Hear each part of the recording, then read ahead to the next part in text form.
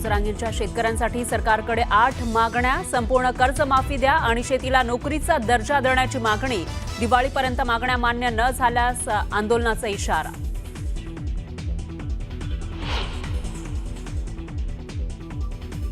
आमचं गुलामीचं गॅझेट मग इंग्रज काय तुमच्या घरामध्ये राहत होता का? आमच्या लेकरांना थेट गुलाम बोललं गेलं. नाव न घेता रांगेंनी पंकजा मुंडेंना सुनावलं.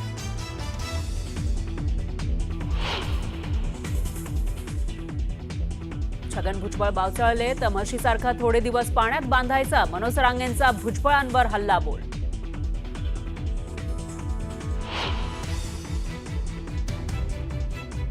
कार्यकर्त्यांच्या गोंधळामुळे पंकजा मुंडे संतापल्या. भगवानगडाचा दसरा माझ्याकडून हिरावून घेतला असं म्हणत पंकजा मुंडे कार्यकर्त्यांवर आक्रमक.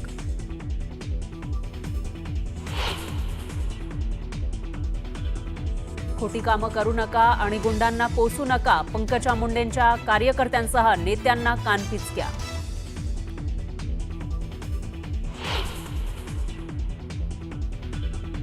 ओबीसींचं आरक्षण काढून दुसऱ्याला देऊ नका. या ताटातलं त्या ताटात देऊ नका. तुम्ही कोणाला फसवताय? आरक्षणाच्या मुद्द्यावरून धनंजय मुंडेंचं मोठं विधान.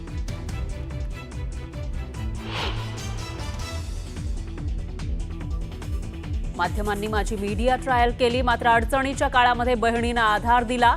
काहीही न करता मी शिक्षा भोगतोय. धनंजय मुंडेंनी व्यक्त केली खंत.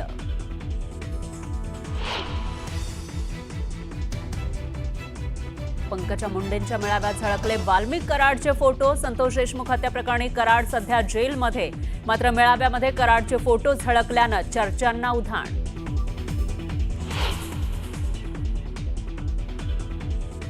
गोरेगावातील नेस्को सेंटरमध्ये शिंदेंच्या शिवसेनेचा दसरा मेळावा. मेळाव्याच्या पार्श्वभूमीवर जय्यत तयारी. मेळाव्यात शिंदे काय बोलणार याकडे राज्याचं लक्ष.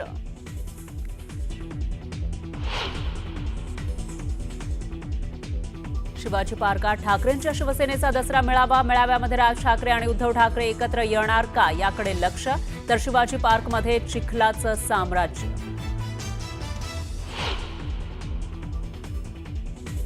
आणि भूमिका जरी एक असल्या तरी 2 स्वतंत्र पक्ष. बंधू एकत्र येण्यासंदर्भात भूमिका जाहीर करण्याचा अधिकार पक्षप्रमुखांचा.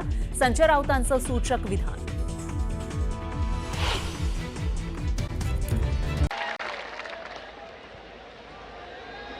आज खासदारांपासून आमदारांपर्यंत सगळेच बांधव या पवित्र नारायणगडाच्या कुशीत येऊन तुम्ही तुमचं मोठेपण सिद्ध केलं त्याबद्दल तुमचं सगळ्यात अगोदर धन्यवाद. मला मायबापाहून त्रास होतो बोला. आपला गड नगद आहे म्हणून ताकद मिळते. तशी मला मिळाली तशी माझ्या शेतकऱ्याला पण मिळाली. लय वेदना आहेत, शरीरातले त्रास आहे. मी तुम्हाला ही गोष्ट सांगितली होती, आठवत असलीत बघा. एक 5-6 महिन्यापूर्वी तुम्हाला मी एक गोष्ट सांगितली होती. प्रत्येक माणसाला सांगितली होती की मी थोड्या दिवसाचा पाहुणा आहे.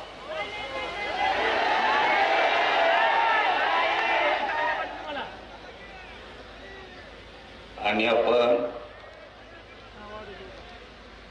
मुंबईला जायची हाक दिली. कारण मी एक गोष्ट तुम्हाला सांगितली होती, शेवटी शरीर आहे, काही सांगता येत नाही.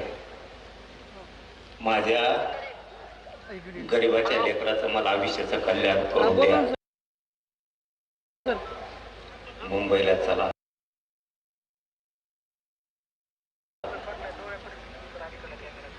कारण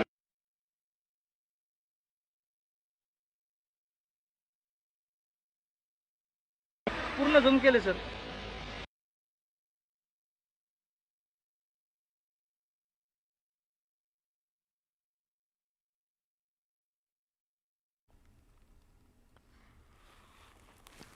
मनोज जरांगे पाटील नारायणगडावरती भाषण करतायत दसरा मेळाव्याच्या निमित्तानं. प्रकृती ठीक नसतानाही थेट छत्रपती संभाजीनगरातून रुग्णालयातून ॲम्ब्युलन्सनं ते कार्यक्रमाच्या स्थळी पोहोचले आणि आता ओके ओके चालेल. बसून ते भाषण करतायत. लेकरा बाळाचं मी आयुष्याचं कल्याण करू शकतो आणि तुम्ही मुंबईला साथ दिली आणि 75 वर्षातनं लढाई जिंकलेली मराठ्यांनी GR घेऊन मराठ्यांनी लढाई जिंकली.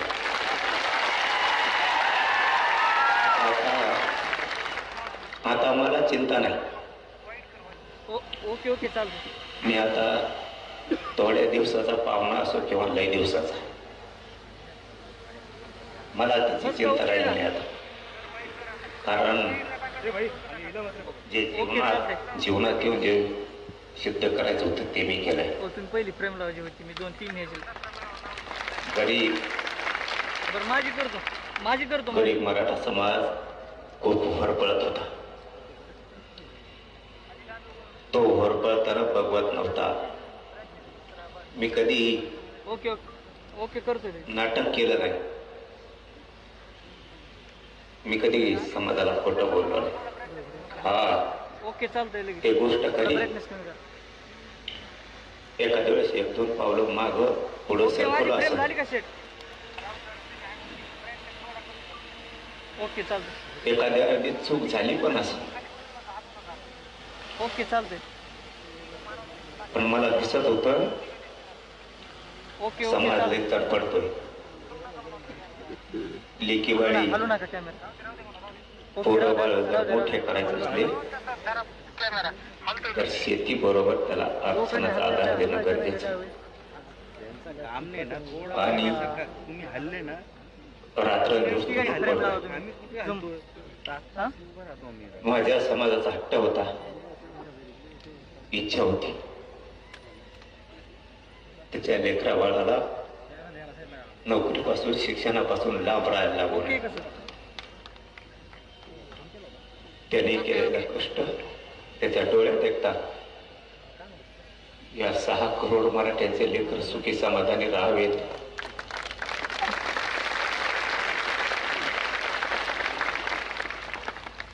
कधी शांत बसलो नाही. पूर्ण आयुष्य झिजवलं. आता मला काही वाटत नाही. खूप जणांनी सातारा संस्थानमध्ये पश्चिम महाराष्ट्र आणि हैदराबाद गॅझेट म्हणजे मराठवाडा, इथला जर मराठा आरक्षणात गेला राज्यालाच नाही तर देशाला येडा टाकायची ताकद या मराठ्यात आहे म्हणून मिळू देत नव्हती. आपले आणि दुसरे तर विरोधात गेले हो. आपल्याने पितूर नको व्हायला होतं. झाली असं नाही कधी चूक, पण जीव येऊ धरणीला टेकला तरी माग हटलो नाही हे त्यांनी फितुरांनी समजून घ्यायला पाहिजे.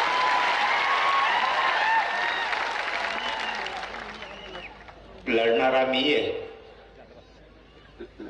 लढणारा माझा समाज आहे. तुम्हाला ऐकून तुमच्या रक्ताशी गद्दारी करून जर मी मोठा झालो असतो मग तुम्ही फितुरी करायला पाहिजे होती. तुमचं रक्त आमचं असून सुद्धा इतकं भेसळ रक्तासारखं तुम्ही कसं वागला हे मात्र मराठ्याला नाही कळालं. आमच्या सोबत तर नाहीच, पण मिळालंय त्याच्यात सुद्धा समाधान व्यक्त करू देत नाही. तुम्हाला आयुष्यात काय देता नाही आलं. एक सांगू का, 45 वर्षाची लढाई जे काहीच करता नाही आलं याला. पांढरे कपडे घातले आणि मोठ्या गाड्या थिंडले. फक्त टीव्हीवरती बोलले आणि पुस्तकं वाचले. याच्यातच यांनी यांचं मोठेपण आणि मर्दानगी गाजवली. समाजाला यांना काय देता नाही आलं.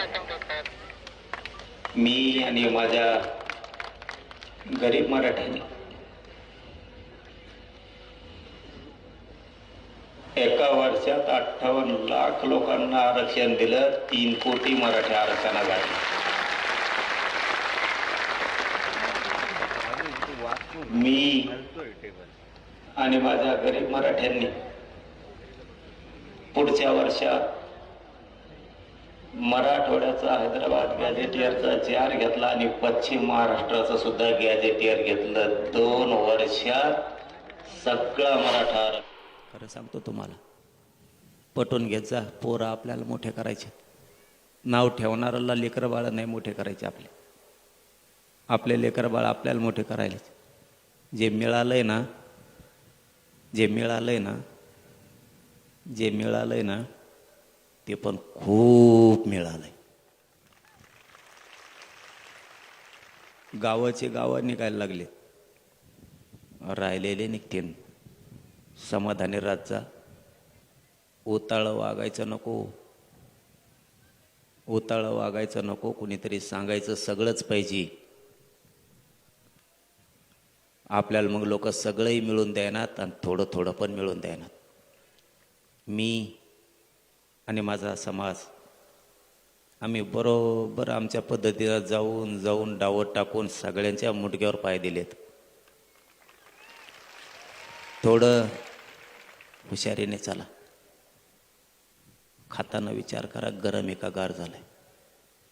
नको बरं, समाज डुबल असं वागायला नको. आपण दसरा मेळाव्याला जमतो, सभाला जमतो, आंतरवालीत जमतो, मुंबईत जमतो. मजा म्हणून नाही. सांगितलेला तुम्ही विचार सांगितलेला मी जपून ठेवायचा आणि मी सांगितलेला तुम्ही जपून ठेवायचा, तरच मोठे होत नाही तर काय अर्थ नाही. नुसतं आलो, बसला, इकडं तिकडं फिरला, झाडाखाली गेला, पुन्हा सभात येऊन बसला. मराठ्यांनी चतुर हुशार व्हायचं. टंगळ मंगळ बंद करायची. बावचाळ्यावनी वागायचं बंद करायचं. लई समाज पुढं न्यायचा. एक शब्द सांगतो तो आज पक्का घेऊन जायचा इथून. मराठ्यांनी यापुढं शासक बनायचं आणि प्रशासक पण बनायचं.